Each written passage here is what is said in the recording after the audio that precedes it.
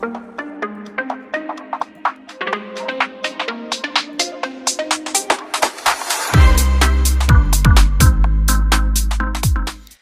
friends, welcome to Magus of the Frog. I hope everyone had a wonderful weekend. There were some heavy rainstorms and flooding in my area, unfortunately. That means we missed the qualifier weekend, much less qualified for it due to losing power. However, on the bright side, everyone is safe, no damaged property, but also we've had plenty of time to cook up a new Merfolk list with all that downtime. Now, if you've been following the channel, you know that we've been playing Simic Merfolk with a more tempo game plan, trying to disrupt the early turns while benefiting from our Merfolk synergies. This time around, with the dominance of Demir, Golgari, mid-range strategies, red aggro strategies, and all the various domain type of decks, we are tuning our list to have better percentages against those decks by utilizing a more mid-range strategy. Still benefiting from the Merfolk synergies here, but now we are making room for some powerful planeswalkers and really bolstering our staying power. So let's break the deck down. Let me just rearrange this a little bit. If we look at our Merfolks, we got the Trusty Scout here, the Explore Trigger, great at smoothing draws. We got the Drowner, great at shutting down problematic creatures like a Glissa or a Archfiend of the Dross. We've got the Hexcatcher, all around great Merfolk here. It's a Lord, and it has a really unique activated ability in making every Merfolk that we have into a Force Spike. And then we've got the Tidebinder. Just, man, this card has been constantly impressing me, and I just want to play 3 copies, sometimes 4, in almost every Merfolk list that I play now. The sneaky stifle effect that it has just has so much game in this current metagame that we have. So absolutely love this. And then since we are mid-range, we are playing Sentinel, the Nameless City, a great mid-range card here. It avoids cut down, and it constantly makes map tokens, which is, adding a little value, not, huge value, but it does add up. If you really wanted, you can play the new Kiora in this spot instead of the Sentinel. But like I said, there's a lot of cut down in this current metagame. So I'm opting for the 3-4 instead of the 3-2. We're also running the Deeproot Pilgrimage Schooner synergy. Not 4 copies of each anymore. We don't really need to rely on it as much, but we're still using enough copies so that it's still quite present in all of our games. It allows us to create 1/1 blue Merfolk tokens if we are attacking or if we are crewing with our schooner. And then we've got, in terms of our flex slots, we've got Shore Up and 3 Steps Ahead. These are, I think, interchangeable with whatever type of cheap interaction you want. You can have negates here, you can have flash freezes, you can have whatever you want. You can even main deck Paw Patch Formation if you really want. It's still going to be quite useful in this metagame. But I'm opting for the blue counter spells, and 3 Steps Ahead is just so versatile that I think is almost considered the core gameplay here, game plan here. And then for Planeswalkers, man, I've been playing with this new iteration, the Merfolk Midrange, and these Planeswalkers are just, I think, one of the better Planeswalkers currently available in the standard metagame. We've got Oko, which pumps out elk tokens. It can draw us cards, and at the beginning of combat, it becomes a copy of a target creature that we control, except it has hexproof.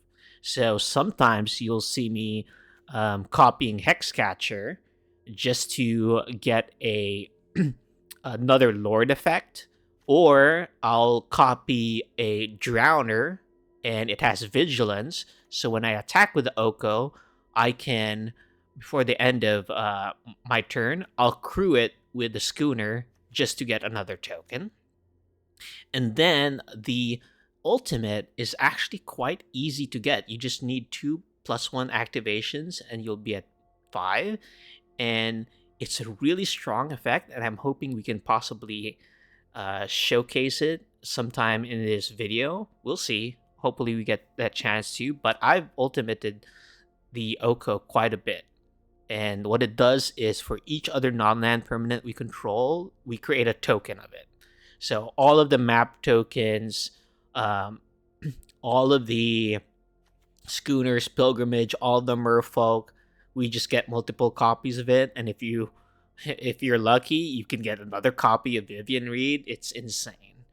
And then at the top of our curve, we've got Vivian Reed. This is one of the best planeswalkers right now. With the dominance of Dimir midrange and Golgari midrange, all of which use stuff like the Annex or Archfiend of the Draw, or the domain strategies that use leyline bindings and all of the overlords, Vivian Reed is just such a great clean answer to those cards, but also allows you to search your deck, the top of your deck, for relevant creatures. Like you need a land, you can use Vivian. You need a Drowner to tap down their Glissa, you can use Vivian. Just amazing. For our land base here, we are mid-range, so we are rocking 25 lands, as you can see here. And I think I did the color amounts correctly here. In order to cast Vivian Reed, we need at least 15 green sources in order to consistently cast her in the 5th mana spot here. And then for our scout, you need 18 green sources, but we achieve that because we have 3 Cavern of Souls here. And then for our blue is really not a problem here. We've got 17 blue sources here, plus 3 more if we're counting our merfolks. And then we have enough for our utility lands here. The Soulstone Sanctuary, I'm hoping I can really showcase some games with you today that utilize this, but this has been impressing me. Also a new card in Foundation. It becomes a vigilance creature that is permanent. It doesn't go away until end of turn, and it stays as a merfolk that can tap itself because it's a land, thus producing stuff for pilgrimage. And then, of course, since we are mid-range, we don't mind having tap lands. We are playing with the Restless Vinestock, and let me tell you, in a lot of the games that I've been playing, tuning this list, Restless Vinestock, which started as a 2 of in my deck, is now a 4 of. Just how amazing it is. The trample is relevant, and the buffing of another creature to a 3/3 is relevant as well. So I'm hoping we get to see that. As for the sideboard, we've got some really strong green cards here that really strengthen our game plan against other mid-range strategies. We've got 2 Pick Your Poisons, we've got 3 Paw Patch Formations, and 2 Tranquil Frillbacks. Just a diversity of card selection to deal with artifacts, enchantments, and graveyards, and flying creatures. And then in addition to that, we're also playing Ghost Vacuum, good against other graveyard strategies such as Blue-White Tempo. We've got Flash Freeze for the red decks. We've got Negates. Usually I'll decide whether or not I want to be a Shore Up or a Negate in my games. And then, given that we're playing mid-range, we don't have to rely on our pet Aetherize anymore. We can afford to use more expensive spells here. And man, River's Rebuke. Ooh, you can't see me right now, but I am rubbing my hands together. This card is amazing. Sometimes I did record it, but sometimes, the opponent will think they have the game, and then you hit them with the River's Rebuke, and you literally turn the tide against them, which is what you see in this art. So that's the deck. Let's jam some games. I'm hoping to go against other mid-range strategies in our run today, but if not, I'll I'll keep recording some of my testing games and see if I can highlight those for you. Anyway, let's just check out some games. I'll see you round one. Let's get it. All right, round one here. And this is actually going to be a voiceover of my gameplay because I realized I've muted my mic while I was recording. And yeah, it happens. So we are up against Golgari here. And I was actually hoping to get Golgari pretty early, and it just so happened that we lucked out on having it in our first round just after doing the deck tech, because I think we have such good game plan against Golgari.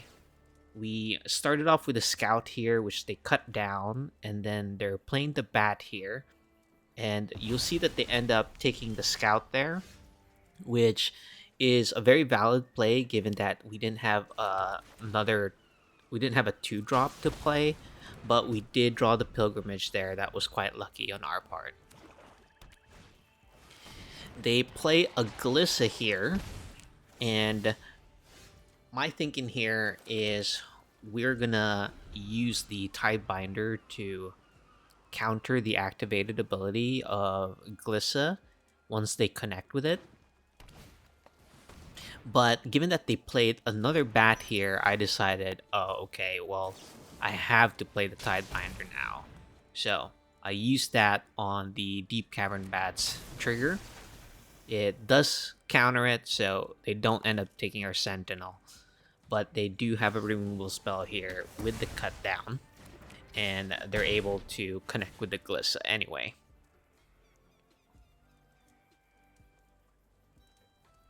Then, interestingly, our opponent here decides not to destroy the pilgrimage and draw a card, but I think that makes sense. They did pretty much exhaust their hand there. And since I drew a Drowner here, I was initially gonna play the Sentinel and then use the Explore trigger, but the Glissa was still gonna go through anyway. So I'd rather just tap it down first and then follow up with a Sentinel. And then you'll see here, it's going to be quite relevant, but all of our blue sources are coming from Yavimaya Coast right now. So we are taking quite a bit of damage every time we want to use a blue pip.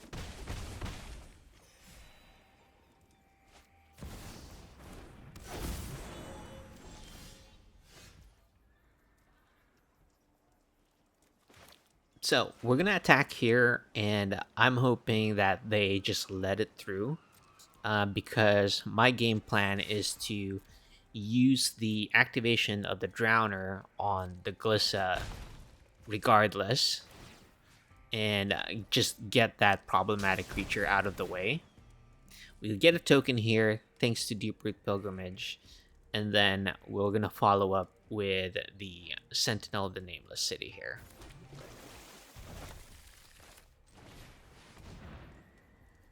But we are at 8. We are facing 2 1/1 flyers, and they are just chipping away at our life total. And every time we want to use a blue source, we're going to have to take some damage as well. Down to 5.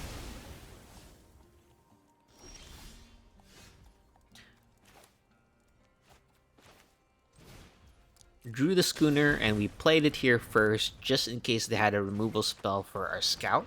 We could tap it at instant speed to play to create a 1/1 blue Merfolk token here, and then I used the map token here to get it out of cut down range.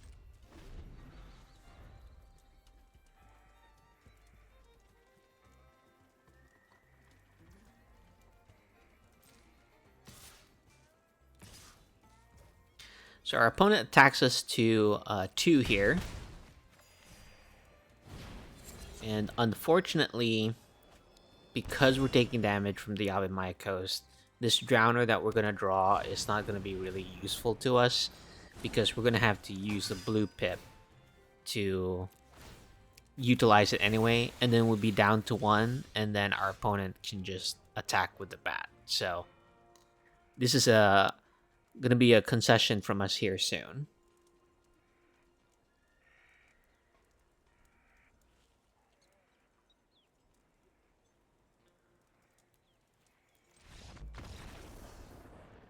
Okay, let's walk through the sideboard here. And the thing that I like to do against Golgari is to just pretty much bring in our green cards.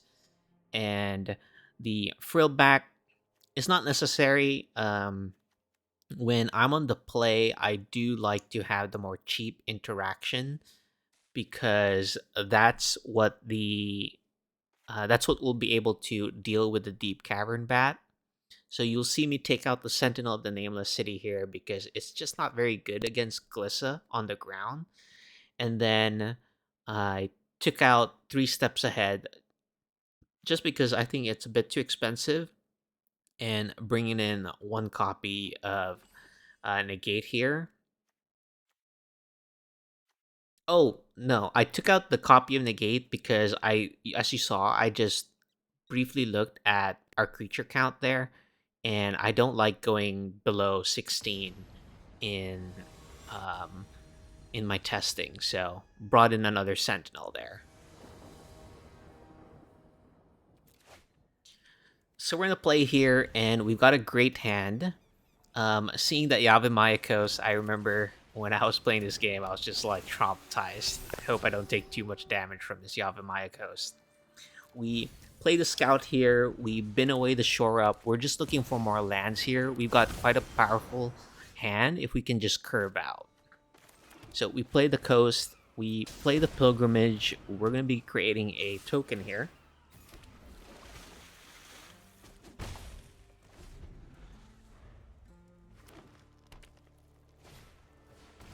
Yeah, and our opponent is incentivized to take Paw Patch formation here because it is the removal spell that can deal with the bat.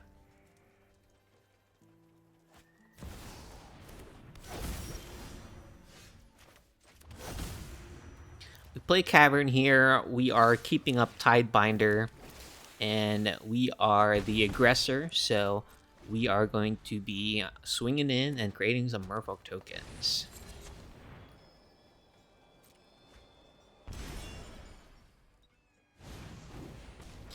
They're going to use the Dread Knight to draw a card and play the creature side of it. They're going to attack with the bat here. And then I believe I just played the Tidebinder without countering any ability just to keep developing our board. And then here we go. We are playing Oko. Absolutely love this card. Really great in the mid-range strategy. We are pumping up Elks here.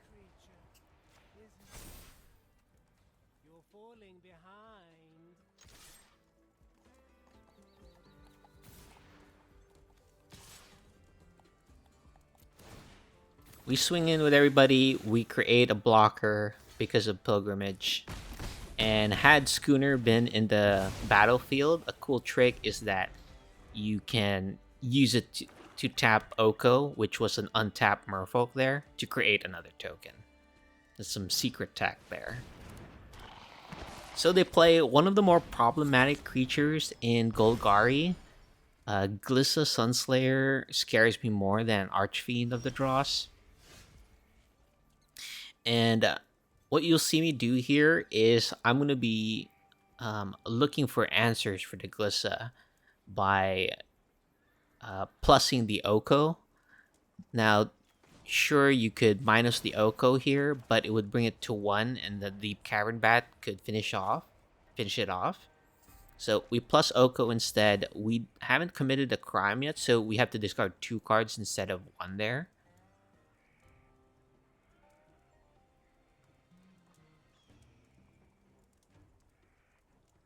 And the cool thing about Oko here is it's not just good at protecting itself by creating elk tokens. It's good at going on the offense because you're copying a creature you control, and copying merfolks, whether it's the Hexcatcher or the Sentinel, is just really good as Oko. So I end up not attacking there. The Glissa Sunslayer is a really good card at managing a defense. And you can see that they're just gumming up the board here. They are going to end up attacking us instead. I think they saw that going for the Oko wouldn't really be doing anything. They are at pressure. They are pressured to kind of end the game quickly with the draws in play. And then here we draw a wonderful card, Pick Your Poison. And we're going to make them sacrifice a flying creature here. And no matter what they choose here, the Archfiend is going to die. Because if they sacrifice their bat, we get Paw Patch Formation to kill the Archfiend. So they're just going to sacrifice the Archfiend and keep their bat instead. And then here is a good decision where good decision fork where you can either create more elk tokens to go wider than the Glissa that's defending, or what I was trying to do here was try and draw into Flood Pit's Drowner just to deal with that Glissa long enough for us to kill them. We didn't draw our Flood Pit's Drowner there though. And then here I was trying to do the math. For some reason in my head I thought we had quite a good attack here, but we don't. They have 3 blockers. They can block 3 of our 3 powered creatures and using the Glissa to kill our Oko. And we'd only get through with 4 Merfolk. And so I was doing the math in my head here during the actual game, and I was trying to think like, oh, what happened to the math I had in my head? And I realized, oh, I needed to tap Tidebinder to crew the schooner, so it wasn't really counting properly. Then here they play another Archfiend of the draws, and this is kind of where it gets scary. And I'm like, okay, now I can't just be creating elks. I need to draw cards in order to draw something to deal with their flyer. And we drew the most amazing thing here. We draw Vivian Reed. Love this card against Golgari, even against Demir. Use it to just have a clean answer to the Archfiend, and it survives attack from the bat here.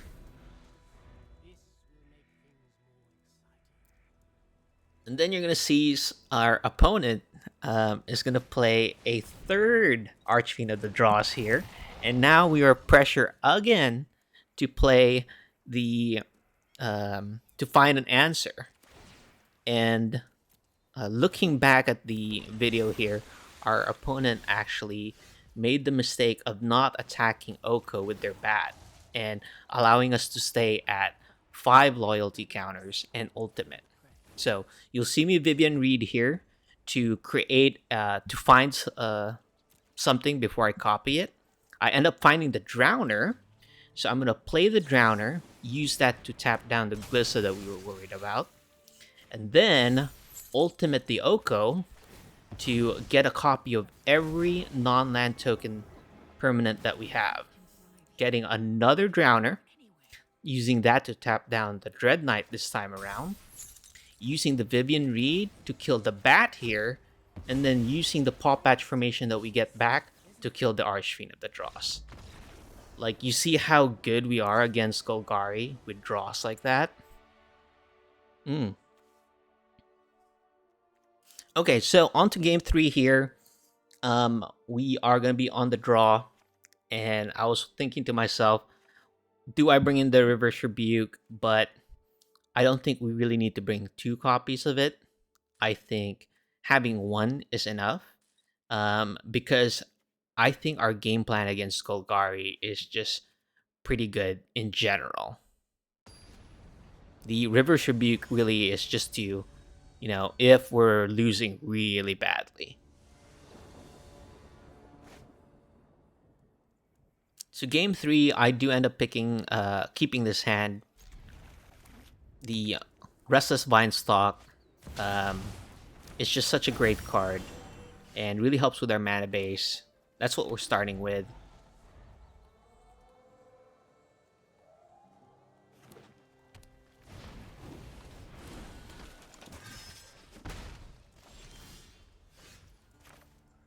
Then we're going to pass a turn here, keeping up Drowner and Hexcatcher.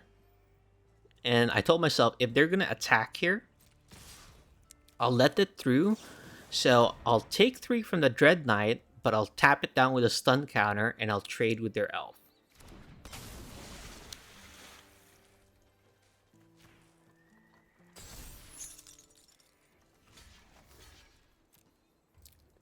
And that's enough to warrant a removal spell from our opponent here.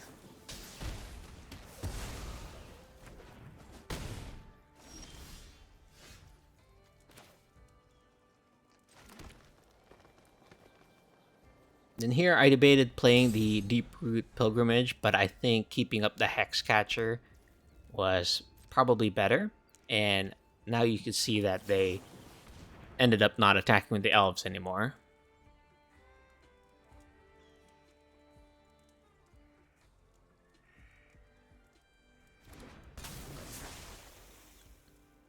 And here we're just using our mana, and it turns out we end up taking a Go for the Throat there from their hand, but that allows us to safely play an Oko here and pump out some Elks. Now if they have a removal spell here, they can deal with the Elk and swing with their Mosswood Dread Knight in order to kill Oko.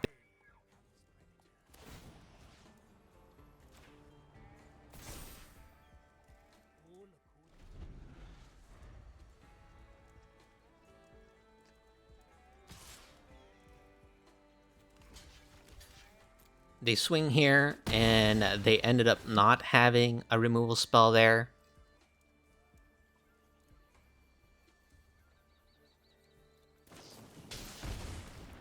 But they did have the Shoulder's Edict.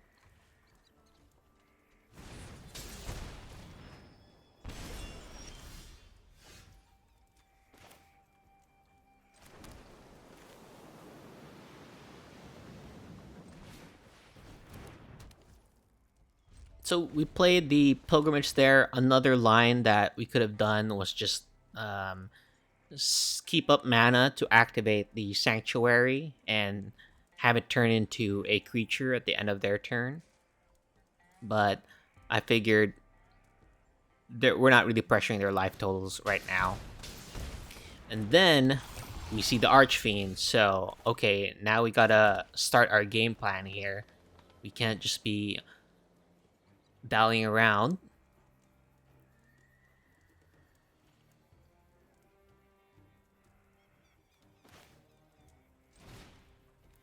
So we have them sacrifice it here, and then you're gonna see me attack with the Sanctuary. And this card is just amazing. You can see here that if I really wanted to, I can also tap the Sanctuary and create a Merfolk token because the Sanctuary is all creature types. Then indeed, our opponent plays a Frillback here, and gonna use the green pip to destroy our Pilgrimage and gain 4 life. And so in response, we tap the Sanctuary to create a Merfolk.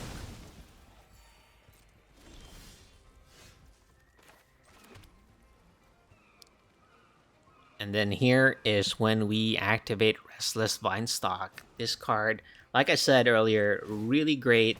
The 5/5 Trampler and the fact that it can turn something into base power 3/3 is turning out to be relevant here. Because now they're going to be taking 8 damage down to 5. And then at this point in the game, I also noticed that all of their black sources require them to take 1 damage, much like our blue sources in game 1, because their black sources are Llanowar Wastes. So they play a great card here, Glissa Sunslayer. They've got defense up. We can't just go for the same Restless Vinestock play here.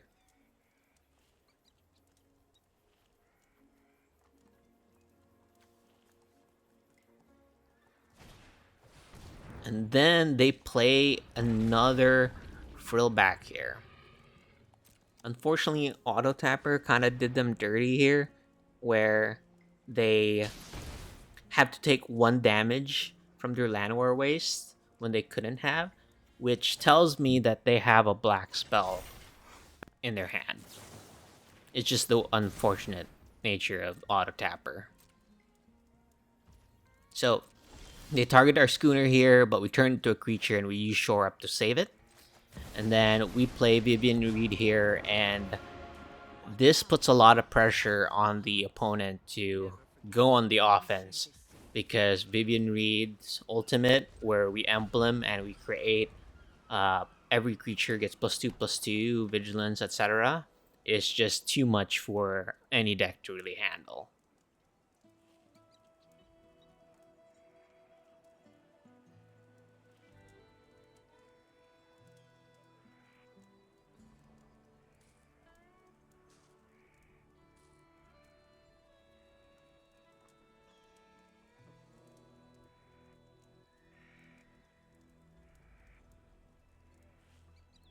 So you're going to see our opponent attack here with the Glissa.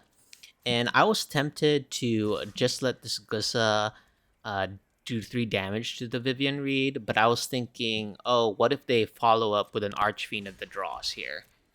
Yes, they'll take 2 damage from their black sources, but then they have an Archfiend, and my Vivian Reed um, won't survive using the -3 ability. Okay, we plus Vivian Reed here, and we find Cavern of Souls, Vidalian Hexcatcher, and Tidebinder. I end up taking the Tidebinder. Yeah, I took the Tidebinder because I already had another copy of the Hexcatcher.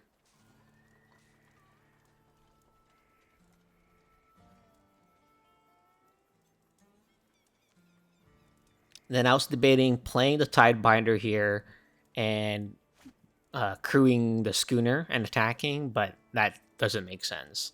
I think it's better to let them make the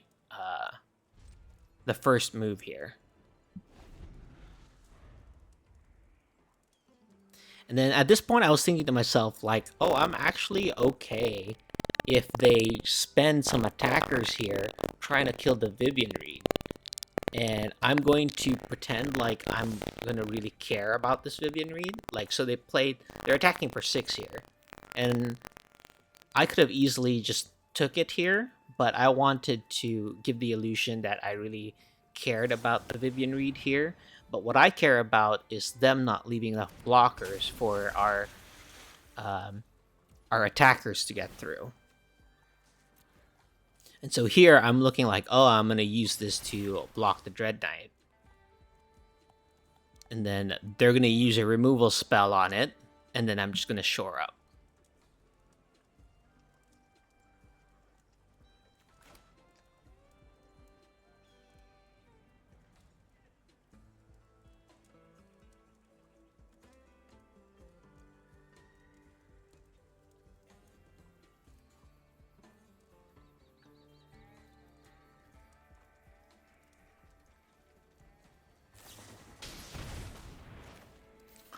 And yep, I used a shore up here, and then I thought to myself, oh, now am I going to use it to kill the Dread Knight? That will give them an opportunity to bring it back to the adventure and draw more cards. But since it's already tapped, I'm like, alright, it goes through. Let the Vivian take 6. It's down to 1. They play another Glissa here, but that's not enough because we're going to be playing a Tidebinder here. And we're going to have a Restless Vinestalk trigger. You have your family. I have mine. Yep, we found the Drowner, but we could have gotten there pretty easily with the Vinestalk. And good game. Alright, let's go to the next round. Okay, round 2 here, guys. Just realized that round 1 my mic was muted, so I'm gonna have to do a voice over that one. let's be on the play. This looks like a keepable hand. We got Drowner, Hexcatcher, and Oko. Ooh. Let's see, we're going to be discarding a card here. I think it's going to be one of the Soulstone Sanctuaries. And then here, we're going to keep up both our Flash creatures. Okay, this one is a discard deck, it seems. We're going to be... I think we'll use Drowner here.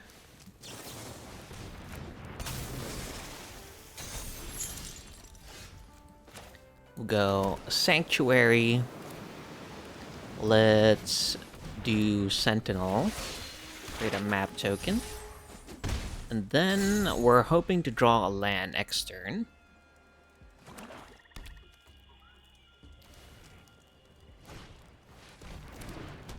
Okay, looks like another discard here. I think we're gonna go for the boat.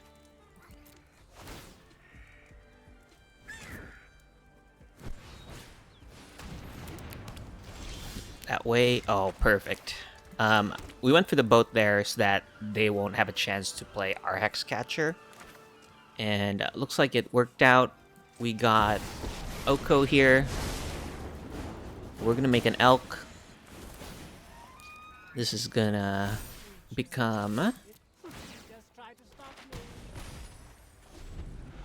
Sentinel, and we're passing the turn. Probably gonna be ending up discarding this Hexcatcher here if they do another discard spell. But at least we have pressure on the board.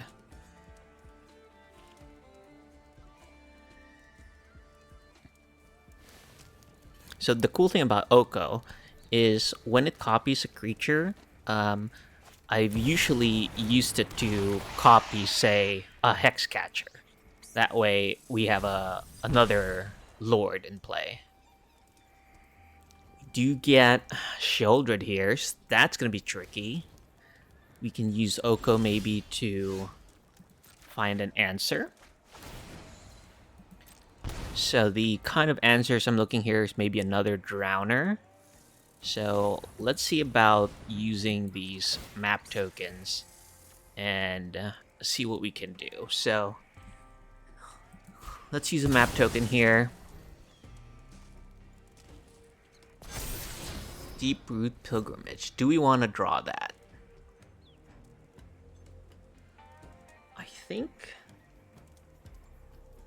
I think it's good, but we're not really dealing with the Shieldred, so let's bin that. Okay, let's use another one of these map tokens. Let's put it here. That's a land. Okay, now let's plus Oko.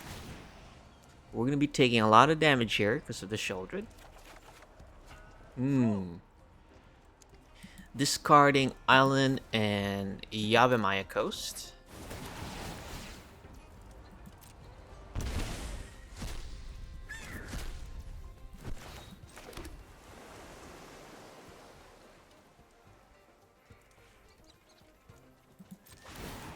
Okay. So they can crew our schooner. I mean, they'll block 2, killing my Oko. They'll take 6. Yeah, it's not worth attacking here. So we're just gonna end the turn.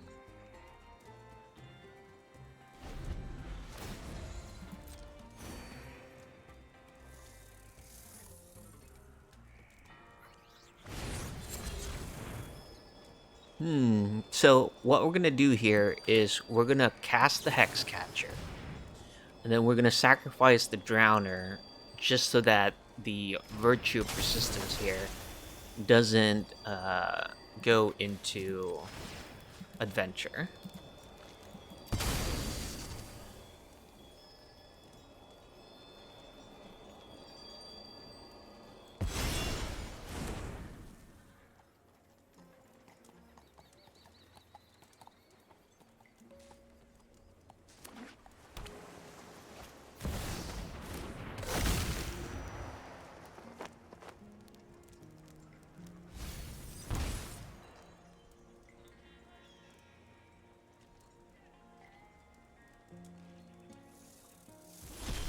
Okay, so we get a draw step here.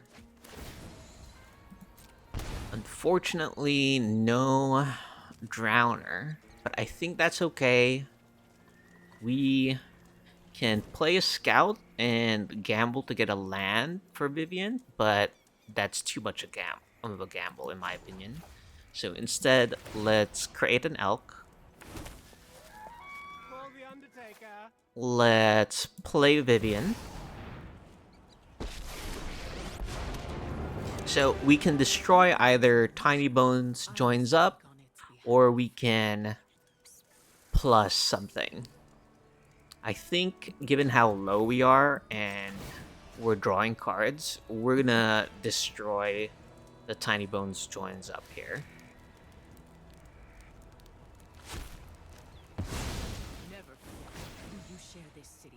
And then we're just gonna submit 0. We're not gonna be attacking here. You'll never guess what happens next. Another thing we can draw here is Tidebinder to counter the Shieldred activation.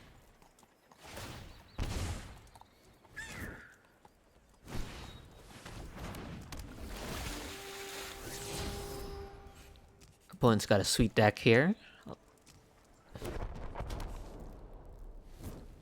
Demolition feels good against our Restless Vinestalk or Sanctuary.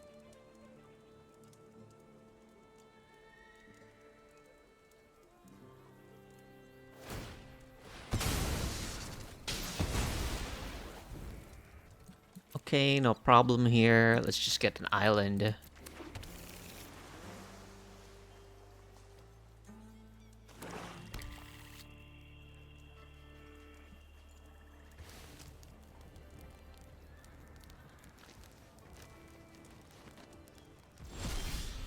Okay, so we get a draw step here. That's an interesting one. I think we'll plus Vivian first. Ooh, unfortunate. We didn't really get something to deal with Shieldred here. But that's okay. I think we'll just go with the Restless Vinestalk here. Play that. We'll make an Elk.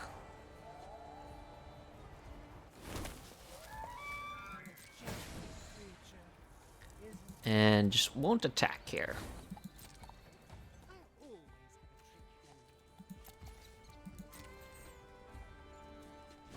So what we can do is maybe copy a Lord. I don't know.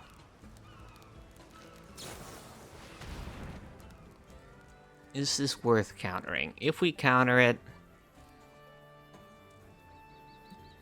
Yikes. I don't think countering would be good there. Okay, now we use this.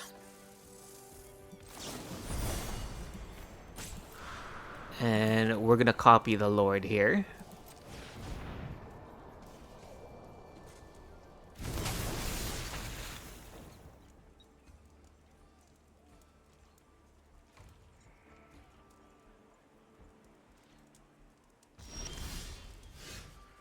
Okay, gonna draw.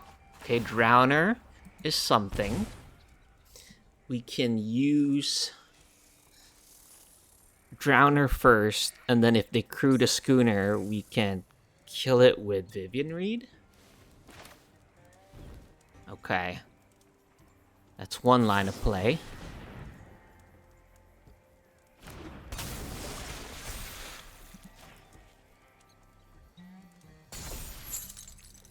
They didn't crew. Okay. In that case, I'm going to plus Vivian Reed here.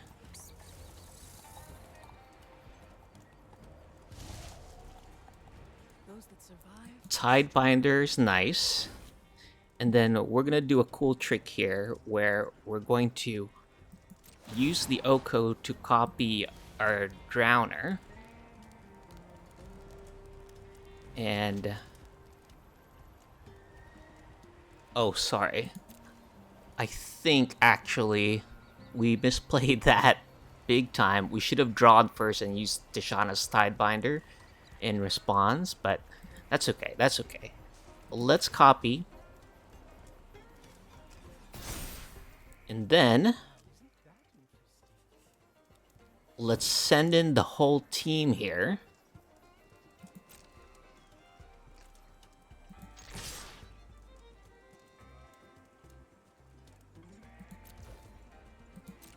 And then we'll use Oko, who's now a Drowner, to shuffle in Sholdred in the library.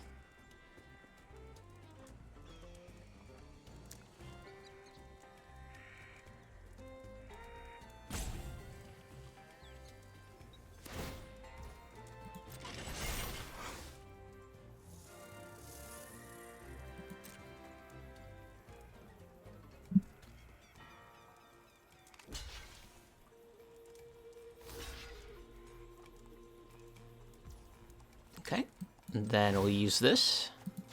Shuffle Shouldered.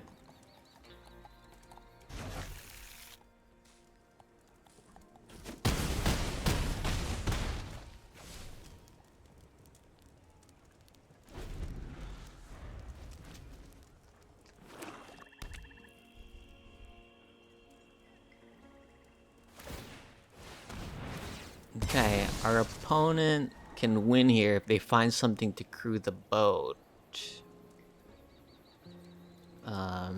A new creature to crew the boat.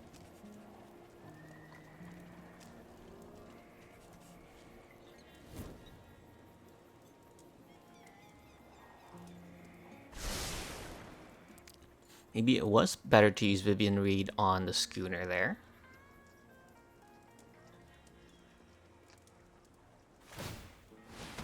Okay, they're gonna have us discard, but they can't play the Tidebinder.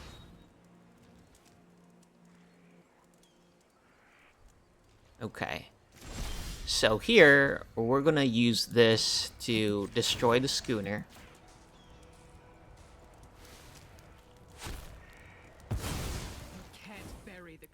We're gonna use this to create the Vinestalk attack. Make that a 4/4. Ooh, we got there. That was a difficult one. I think we had some mistakes there, but we ended up doing it. Okay, so it looks like they have some pretty relevant enchantments here. So I think I'll get the Frill back in. I don't know if they have any flyers, and I'm not sure how good these will be. I mean, they're cheaper than trying to go for the Frill back, that's for sure. But they'll be stuck in my hand more often than not than the Frill back. And given that they have a lot of discard, I'm just a bit hesitant to put them in. So let's put in Negate instead. Shore Up can be a good one, given that they are playing black, and pretty much they're probably playing all of the good black removal spells. I think 3 steps ahead might not be the best one. I don't know. Maybe it's not the Sentinel instead, given that they have a lot of Death Touch creatures. So I'm thinking that it's a 3/4 Vigilance. It's not just going to be good. Then we have to make one more cut here. We can do something like 1 Scout or 1 land, given that we're on the draw. So let's go with 1 land. And we'll have 24 lands still. Alright, let's send this.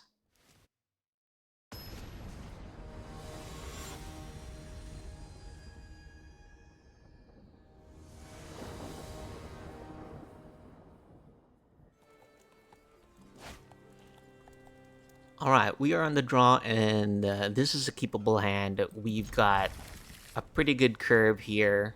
We just need to draw more lands. Luckily, the Explore trigger can help with that.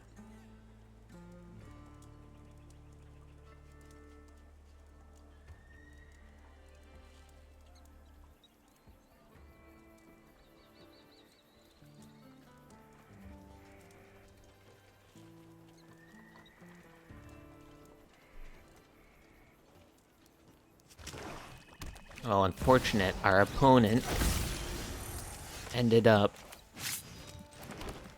mulliganing down to 5. Okay, so play still stays the same. We're playing Scout here. We have a blocker for Tiny Bones. Okay. We need our lands. So I'm thinking we remove one of our 2-drops here. I think the Drowner is good, but maybe holding up a Hex Catcher is still better. Okay, let's do that. Oh, drew a Hex Catcher anyway. Put this on Merfolk, and let's pass.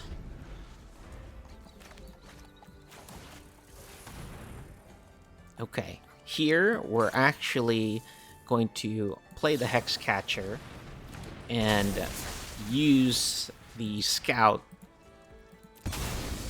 to counter the Bandit's talent. Oh, and it looks like our opponent sequenced that wrong there. Oh, I guess they can still use this to level up. Okay, land was good there. We have enough lands now to cast our Planeswalkers.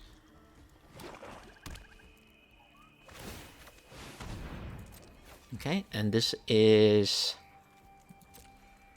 finally at level 3. We're gonna play a Hex Catcher here. And then we're gonna play Oko. We'll create an Elk.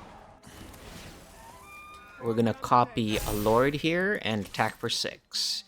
Don't mind if we trade.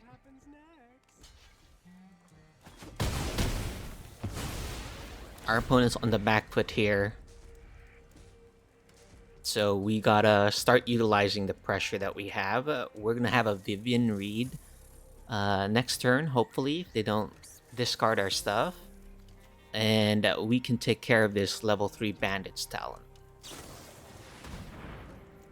Okay, they destroy our Hex Catcher. That's totally fine. And it looks like we do get to do the Vivian Reed. Getting their Bandit's talent. Since we committed a crime there, we can do this part now. And we'll just discard an island. We'll copy the Elk. We'll swing for 6. And I'm not sure how our opponent gets back from this. Oh, unfortunate. They moved to 5 and they drew a lot of lands, so that's gonna be rough. Yeah, even a Gix command there just wasn't gonna do too well. So let's plus Vivian here. Looks like we get Tidebinder. We'll get an Elk. We'll play the Sanctuary here. We'll copy the Elk. And attack for 3. And then we got so much here that we can play.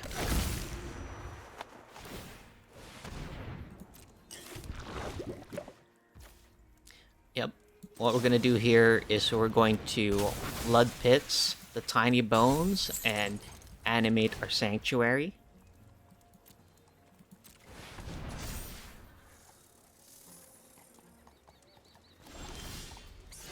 And then this is lethal.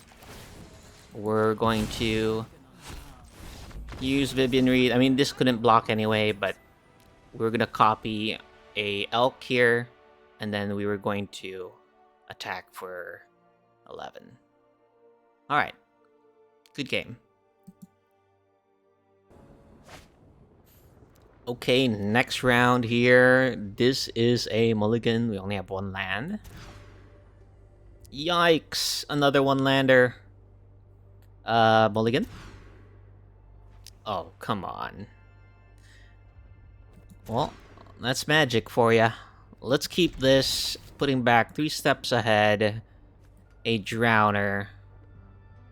And, I guess we don't really have the mana to cast that yet.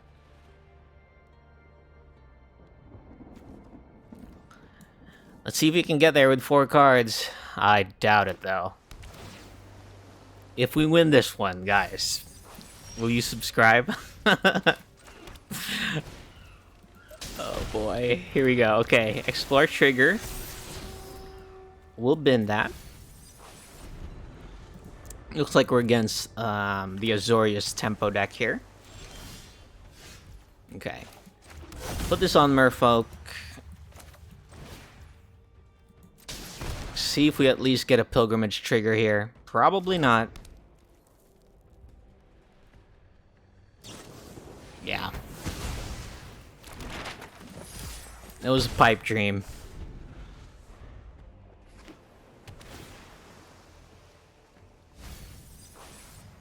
Okay, they got 3 cards in their graveyard. Do we explore? I don't think so. Let's just attack. They probably have Moment of Truth here. Oh, no, they have a Get Lost. Okay, let's shore up.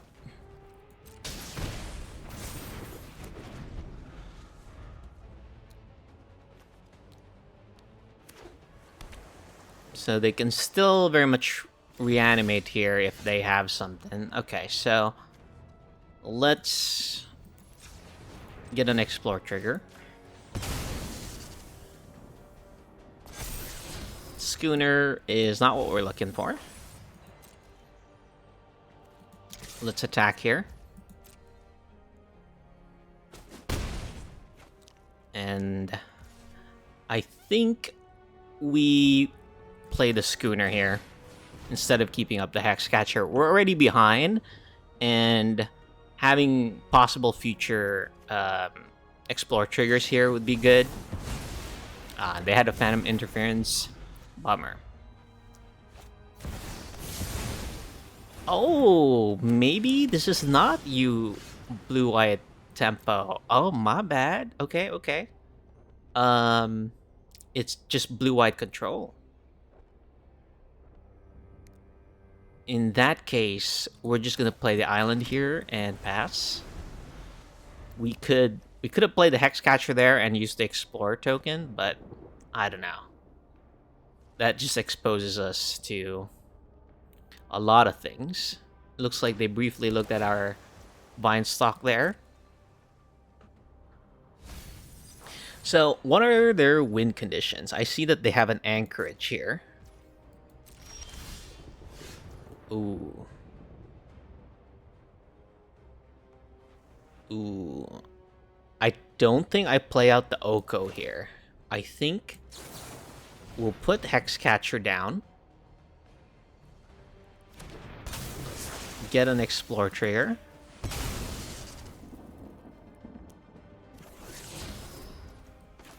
Play this on Merfolk. And then pass the turn. They already used 2 Get Losts. Ah, perfect. Had we played the Oko, it would have just been countered there, but because we have Cavern of Souls, Hexcatcher was able to resolve. Okay, so let's see if we can get away with the Vine stock.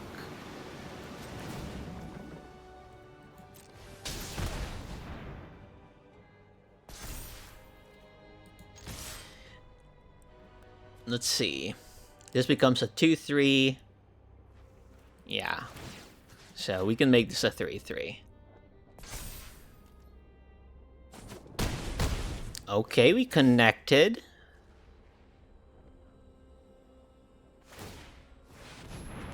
Oh, they made a treasure token. 1, 2, 3, 4, 5, 6, 7, 8 mana.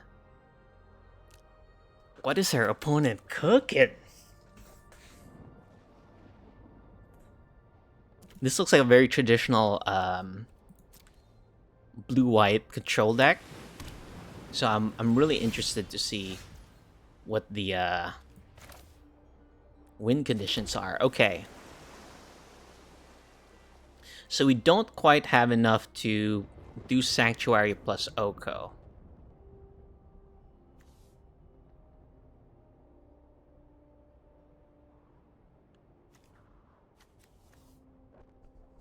Yeah, I think we just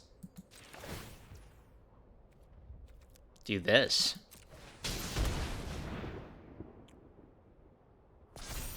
And then they surely have a removal spell here, right? Ah, okay. It's just a counter. So our man lands are actually doing some work here.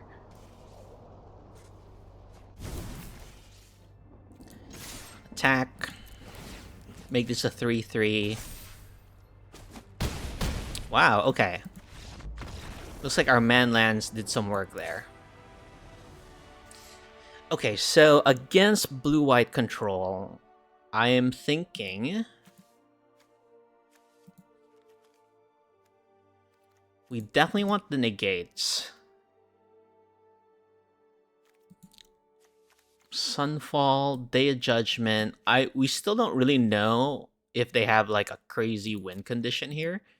So I'm not gonna like over sideboard here. And I don't think I'm gonna fight with shore ups. Instead of playing the shore ups, we're just gonna play pretty much our mid-range tools here. The only other thing is maybe bringing in something like a Tranquil Frillback if their graveyard is a relevant thing for them, but they haven't really shown us anything to indicate that. So let's just run it back with those small changes.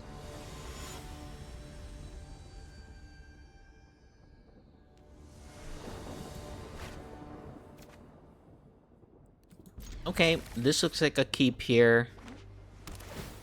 We just want to hit our land drops against the control deck.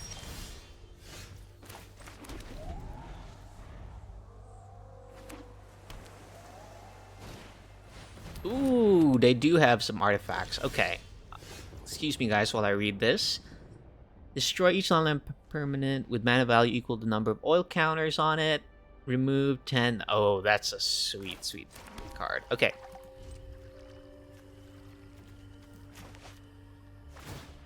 Looks like we can use Tidebinder on that if they ever tap out.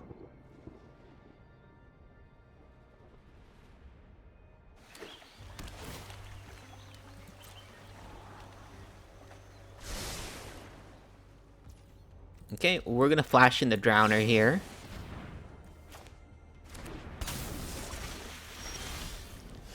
We're gonna play the island. Let's attack.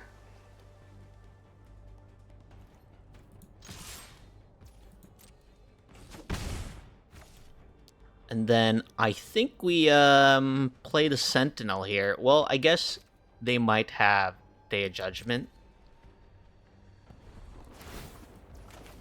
And this I will Tidebinder because this will force some action here. Oh, no. No counter. We got a Kaito.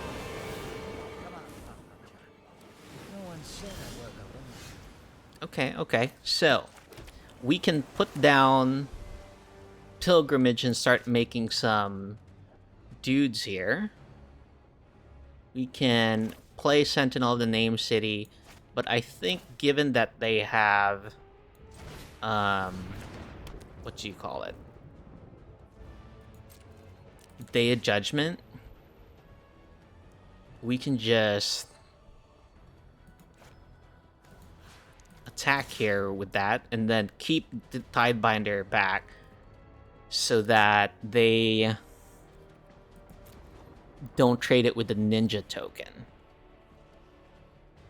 And we keep the Silex in control.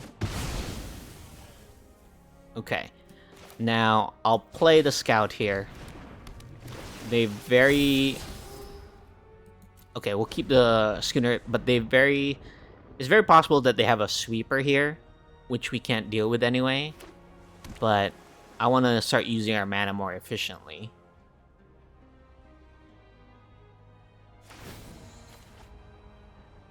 Let's surprise him. They can... Ah, okay.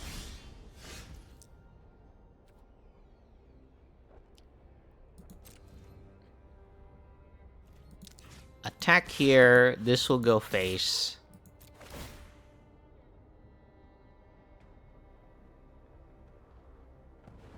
I likely have a... Ah, okay.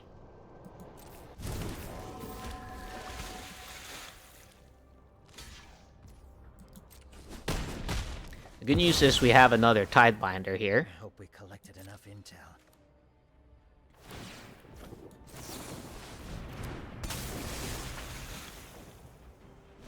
And even if they end up dealing with the Tidebinder, I'm just glad that we're like keeping the Silex in check. Like, it only has one oil counter right now.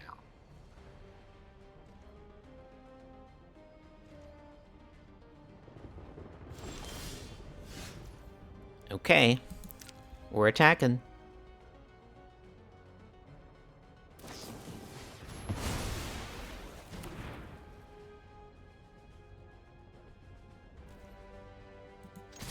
Looks like they gave us a trigger here. We'll play the Schooner. And then let's just pass the turn. They're likely going to up the Silex here.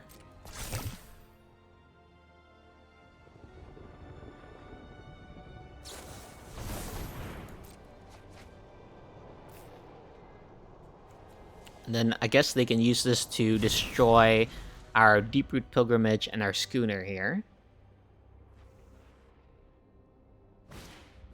Ooh, Sunfall. Okay.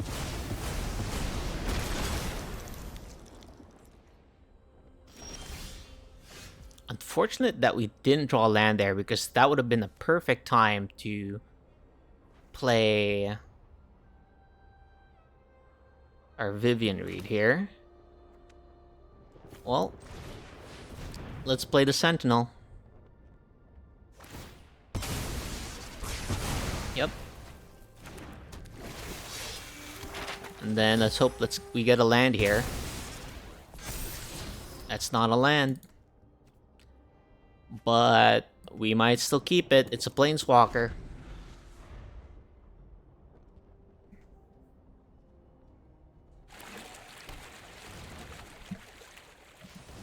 Okay, they haven't used any get lost yet, so...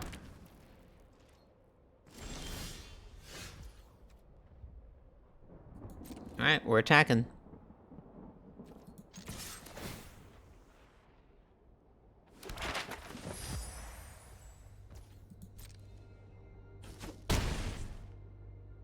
Okay, and I want more land drops here, so I'm actually going to use this. That's not a land drop, and we'll keep up 3 steps ahead here.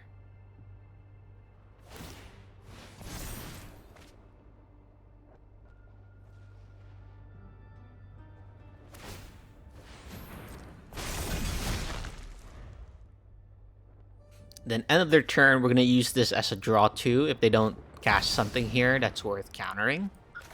That is worth countering. Do you have another counter? Ah, they don't. Or they're sandbagging it.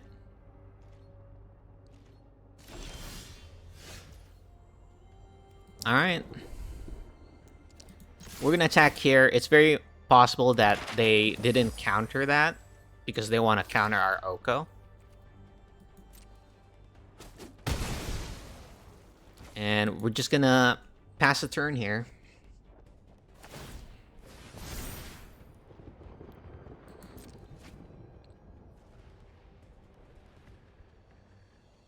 And instead of using that map token here, I'm holding up the possibility of copying the Nameless Sentinel here. I will counter this.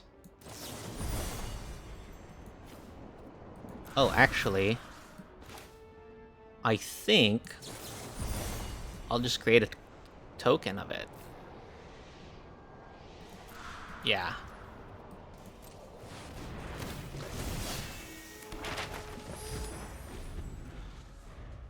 That way we use all our mana, plus we have some more map tokens here. Okay, there's a land, but it's not untapped.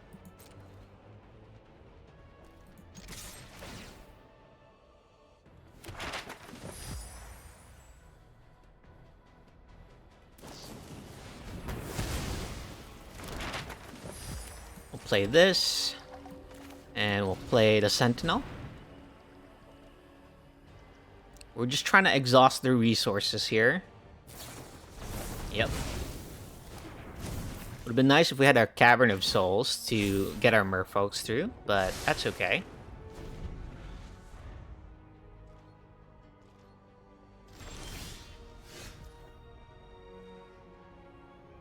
Alright, we're just going to keep up Tishana's Tidebinder here.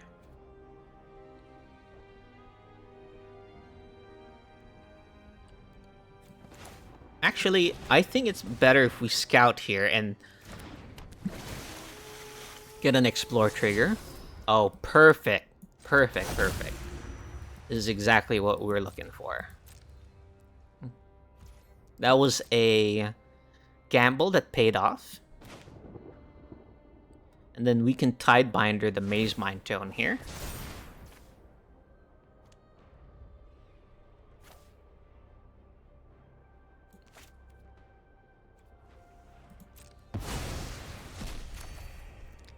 And we will Tidebinder the Tome here.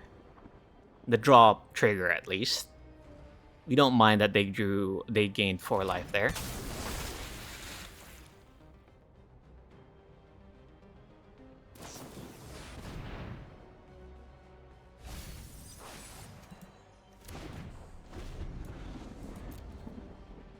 I'm surprised to see a Kaito in their... Okay, so we can either see if this resolves.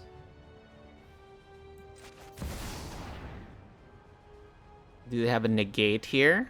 Or a disdainful stroke? Ah, okay, okay. So play an elk. Let's play this, and then let's play the schooner.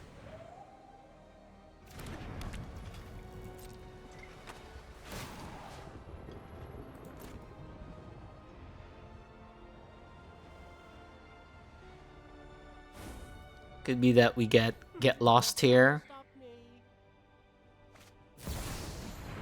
Ah, they're destroying. Still looking for win conditions. It can't just be the Silex, can it?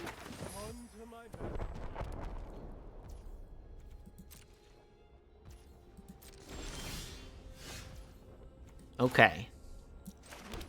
I think we do Vine Stock here.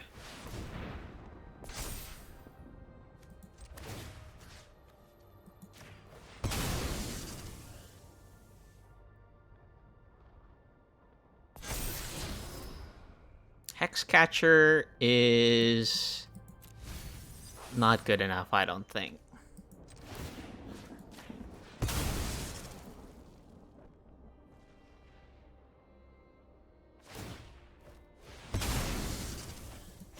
No problem. Oh, actually, we should use this to crew. I was gonna use it to explore there, but Just remembered we had a boat.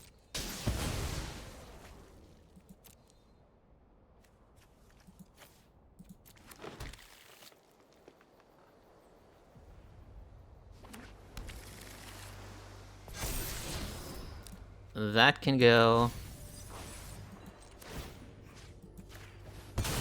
Diversify our threats here.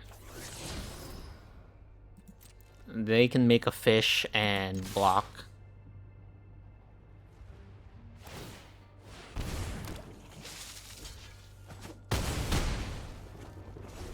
Alright.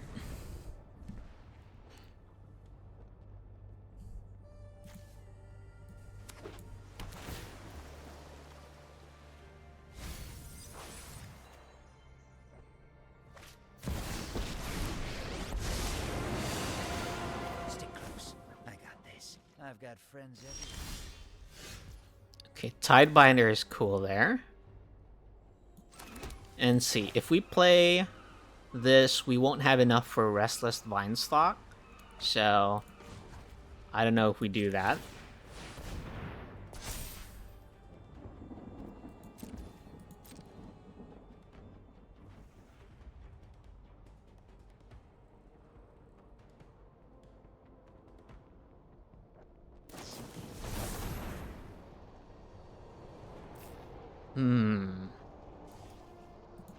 Okay.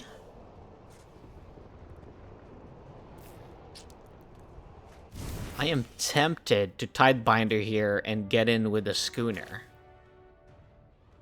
But that doesn't play well into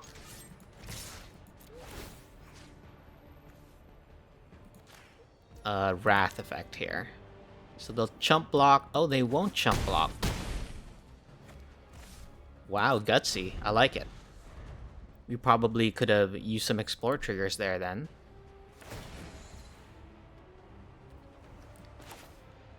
Do we Tidebinder this?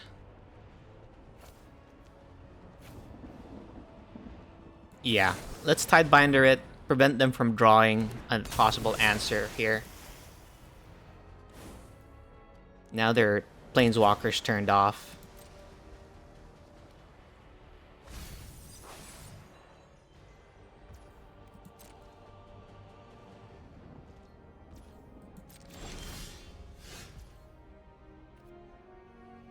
Okay, let's Vinestock.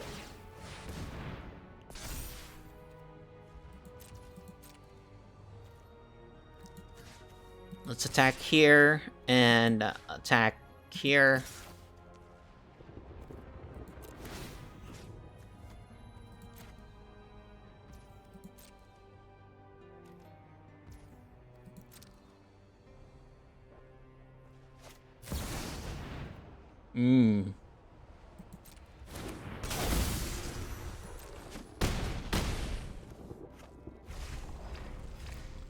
And then we don't have enough for Vivian Reed here. So let's just use the Explore triggers.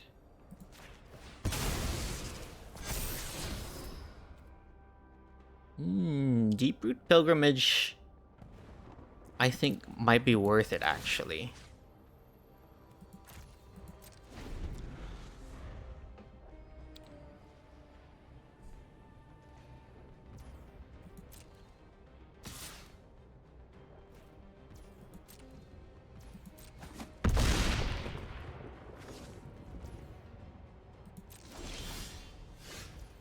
Okay, so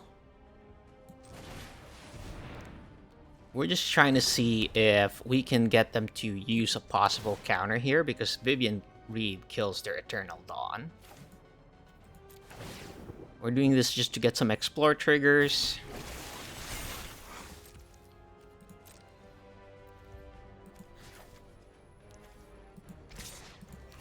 Let's get rid of Kaito here.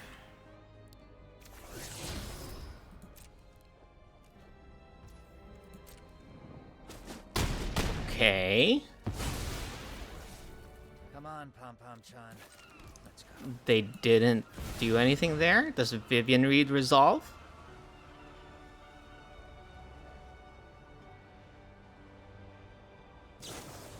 Ah, they had a counter.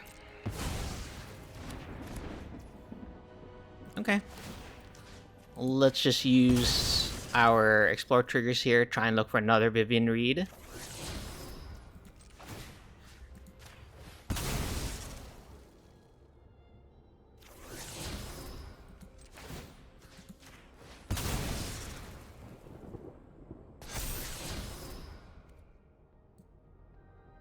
Okay, so Flood Pit's Drowner actually gets there as well because it allows us to shuffle the Eternal Dawn away. So we're gonna keep that on top.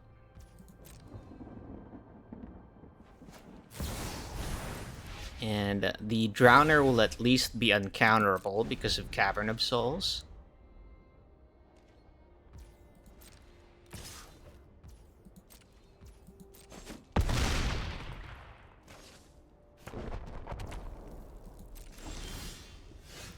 Okay, let's put this on Merfolk. And let's just pass the turn here. Oh, I guess let's get an Explore trigger.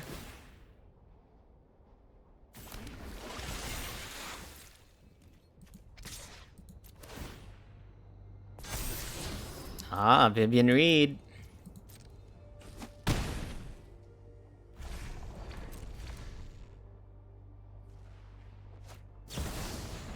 Yes, you can draw a card.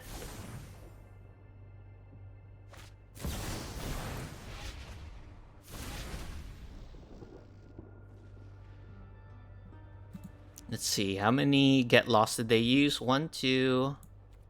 They probably still have soul partitions and whatnot.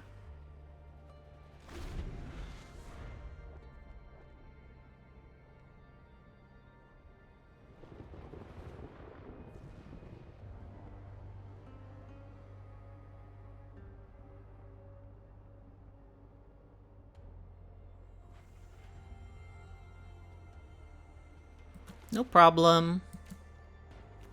I wish there was like a no problem emote here. Our opponent can take their time here. They're in a difficult position.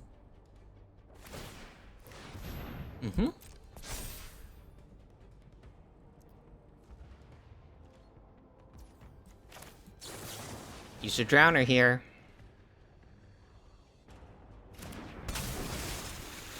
If they can give this hexproof.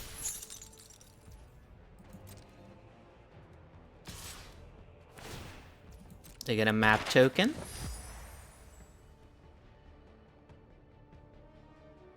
They gotta deal with the Drowner somehow.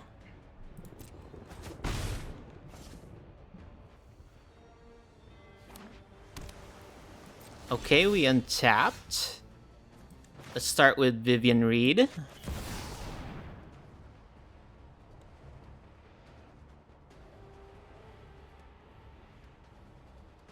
They're gonna use Fountain Port to draw a card here. And then we're gonna shuffle this. Oh, no, let's let them draw.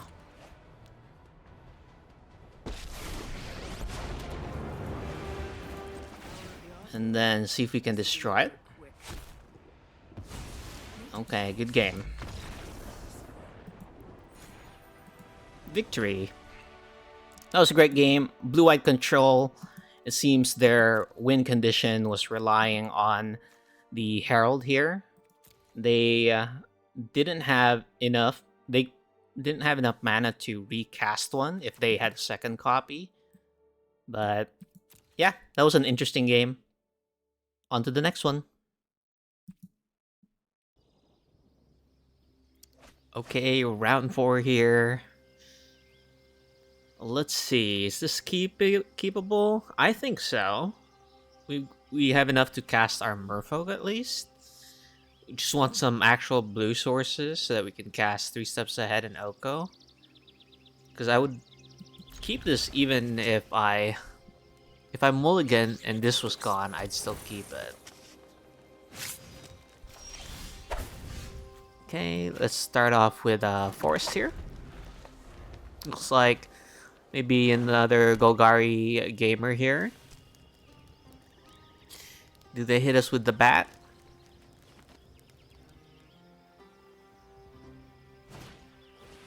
Ah. Okay, so given that we drew another Drowner here, I'm okay using the Drowner in their upkeep here. I think so. Yeah. Alright. See if we can tap down their elf here.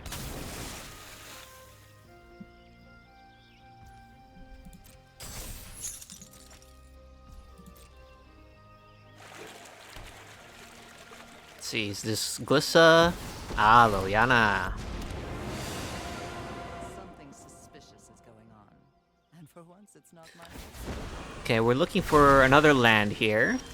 I've always hated Okay, perfect. So, we're keeping up our merfolk here. Let's pass.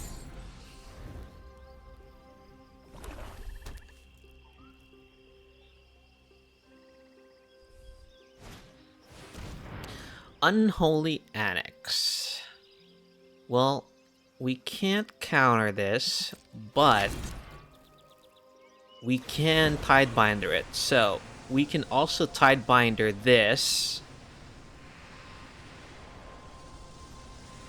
Yeah. I think we Tidebinder this.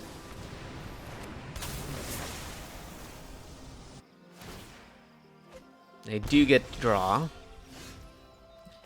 But we get to play Oko here. Let's see if we can kill Liliana first, though. Okay, nice. Alright, Oko time. Create an elk. For the Undertaker. We don't have double blue for the counter portion here, but we can still use it to copy one of our creatures, like Tidebinder.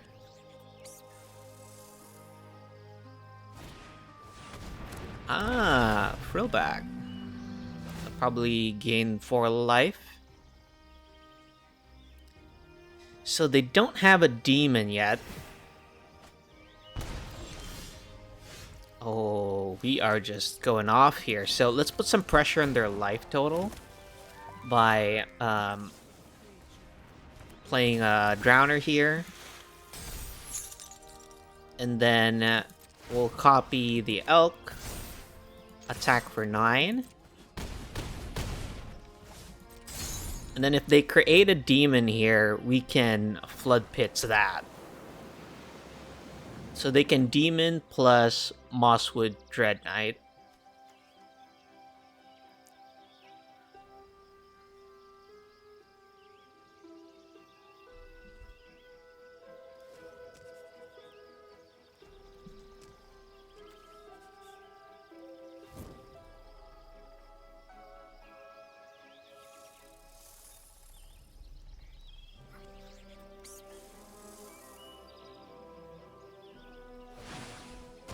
Okay.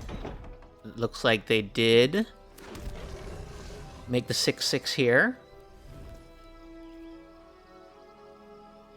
So, I think end of turn, we're just gonna Drowner. And we'll do this before they draw a card.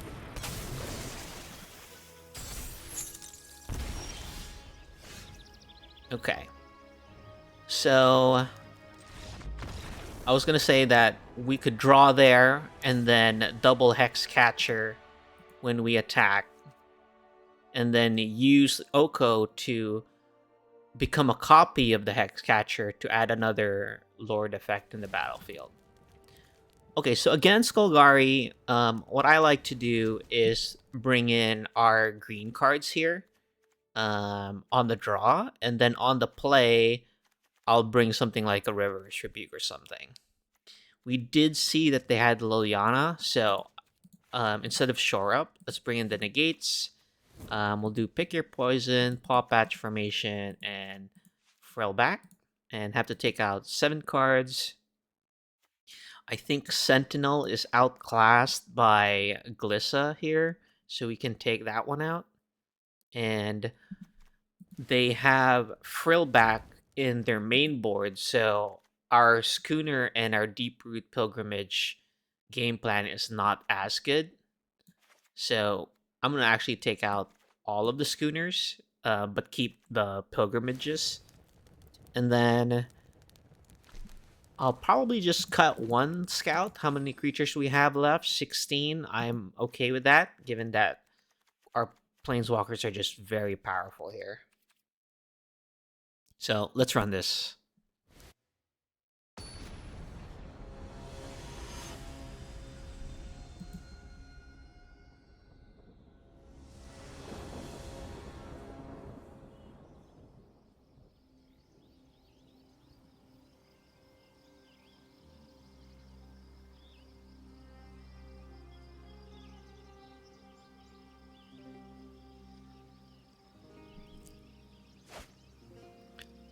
Ooh, no blue source. But if we draw one, Deep-Root Pilgrimage will get really good. This is a good hand against Golgari, so let's keep it. Let's just hope we get the mana to cast our spells. If we don't, that's just unfortunate. Alright, Scout. Help us out here.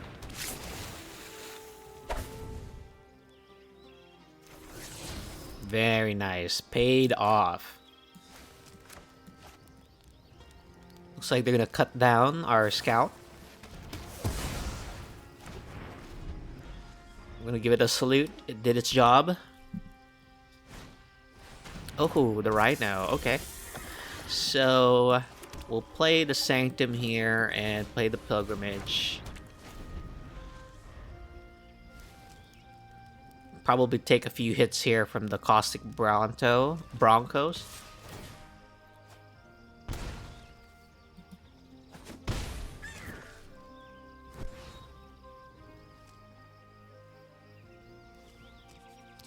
It looks like I missed it, but it looks like they mulligan. Just counting how many cards they have here.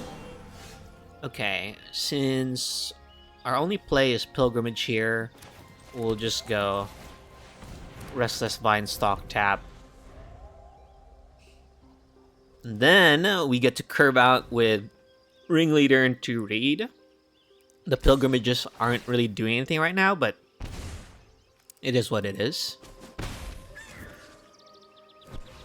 They got a Annex here, but they are at 11, so make that 9. So we're just gonna Oko here. Don't think they'll have mana for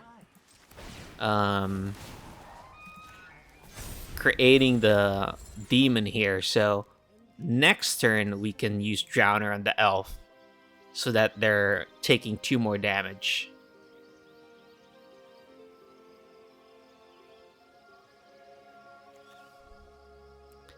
And then the elk is holding back the Bronco. Ah, never mind. Happy to help, but We're gonna lose the elk here and then lose the haven't you ever ringleader. face? Oh, they take 4. Oh. Yo. That's kind of awesome. So if they don't play a land here, I think I'll actually Flood Pits the Llanowar elves here, and then they'll take damage from the Annex, and they can't really attack with the Bronco. Then we'll keep up Flood Pits and negate.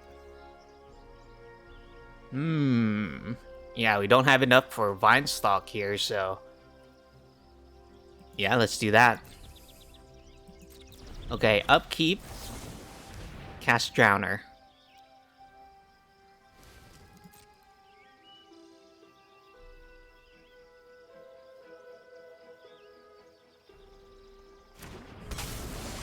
Target your elf.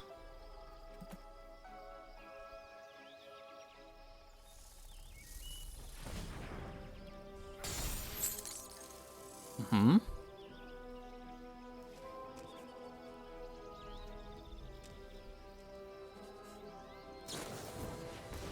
Yeah, this is totally okay with me. Because we get to negate this. And then if they plus Liliana, we'll discard Oko and have Vivian read up. But they're going to be taking 2 damage here.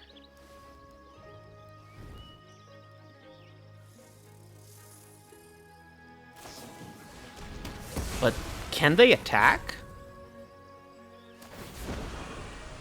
Okay, discarding Oko here.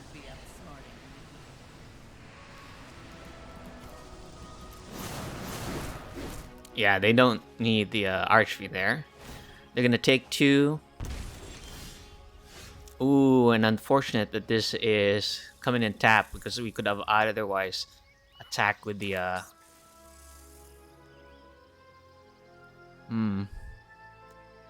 Okay. We'll play Vivian Reed. We'll plus. You're gonna stay out of my. Oh, I've made lots of friends in this. Get the Botanical Sanctum, play it. And they need to play land plus a demon here so that they can survive. Yep.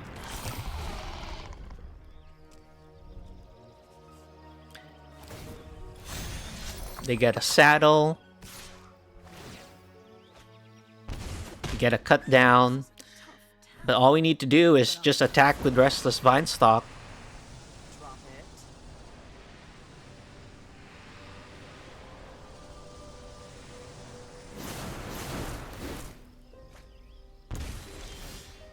it. Okay. Let's just destroy the Archfiend, and then let's attack here with the Vinestalk.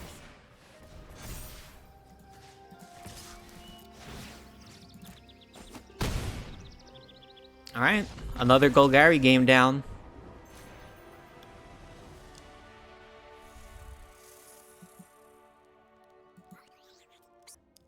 So I think I'll stop recording there. That was the deck. We had 4 rounds of some really good gameplay, but the video is about to go long. I was hoping to get maybe some Dimir mid-range and some red-based aggro decks to show you guys the power of this mid-range deck. But don't worry, I'll record some more in another day and look for those matchups and upload those. But as you saw, this deck really performed really well. Quite the upgrade from our Simic Merfolk Tempo list. And these Planeswalkers are just, I think, one of the better ones that are available in Standard.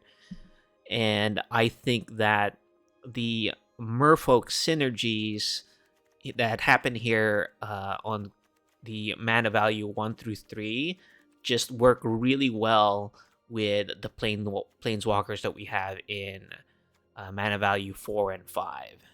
You guys saw that we were able to ultimate Oko, we were able to use Vivian Reed. It just puts so much pressure on the mid-range decks, especially Dimir and Golgari, which utilize a lot of enchantments or creatures with flyings.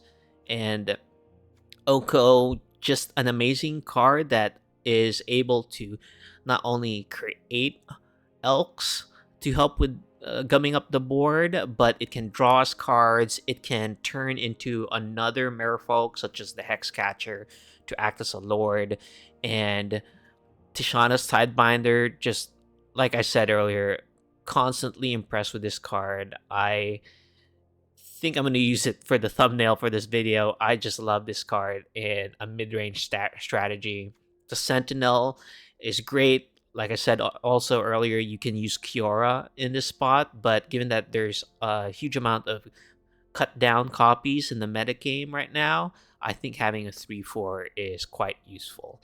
And you guys know the deal with the Pilgrimage, the Schooner, and the synergies it has with all of our Merfolk. And then, of course, our trusty Scouts, our Drowners, and Hexcatcher just really, I think, are part of the core Merfolk game here. And 3 steps ahead and shore up, just great additions in terms of shoring up the dimensions of the deck. And I hope you guys also saw the power of Restless Vinestock there. The fact that it's a 5/5 and it tramples over puts a lot of pressures on blockers, but also the fact that it can turn something into base power toughness 3/3 is just really helpful in making stuff like our Hexcatcher being able to attack, or our Scout. And then the Sanctuary, love this card as well. Would play more if I could, but our mana base is already quite, I think, perfect in terms of numbered colored sources and land count. But really, really like this card. It's the fact that it's a merfolk too, and it triggers pilgrimage. It's just chef's kiss. So thank you guys. I hope you guys are inspired to maybe try out this type of mid-range deck. It really preys upon other mid-range decks. I unfortunately didn't record all of the games that I've had against Demir, and Domain decks and Blue White Tempo, but it has some really good game plans against those decks just because we have 3 copies of a main deck Vivian Reed. But I'll upload more videos. Don't worry about it. I just hope that you enjoyed your time watching this one. If you don't mind, leave a like, leave a comment. I like to respond to a lot of the comments. And if you feel so inclined, a subscription would really help me out. All right, guys. Have a great day.